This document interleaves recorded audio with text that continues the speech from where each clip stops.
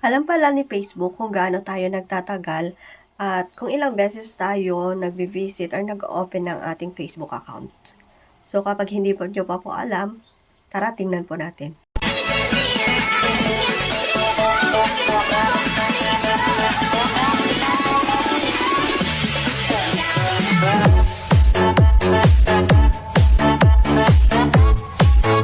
Three lines, tapos punta tayo dito sa settings and privacy.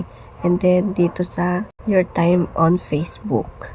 Tapos pindutin natin yung see time. So ayan po yung time per day ko. So ang average last week is 1 hour and 15 minutes and this week is 1 hour and 53 minutes. So Tuesday and Wednesday hindi ako masyadong nag-Facebook, and Friday syempre hindi pa siya updated kasi ngayon yun.